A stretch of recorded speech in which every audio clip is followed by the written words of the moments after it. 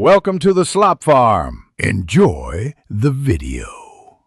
In this video, I will explain how to find 10,100 on your tax return. First, gather all your tax documents, especially your main federal income tax form.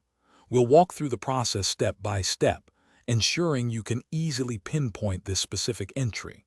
Knowing where to look will save you time and clarify your financial picture. Let's get started and make this task straightforward for you.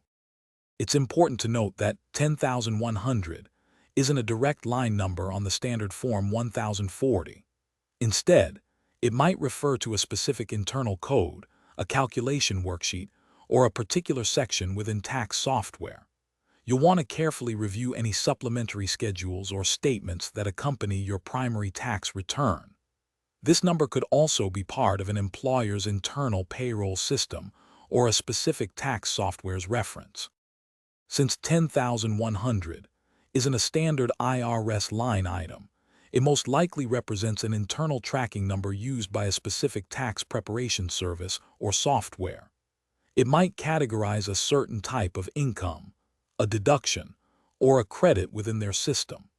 To understand its exact meaning for your situation, it's best to refer to the documentation provided by your tax preparer or the help section of your tax software. This will give you the precise context. To fully understand what 10,100 means for your specific tax return, carefully review the detailed reports generated by your tax software. These often provide breakdowns and explanations for internal codes. If you used a tax professional, reaching out to them directly is the most reliable way to get a clear answer.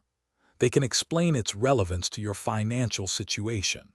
Also, be sure to check the description below for a link to the new Kindle Paperwhite and other great deals.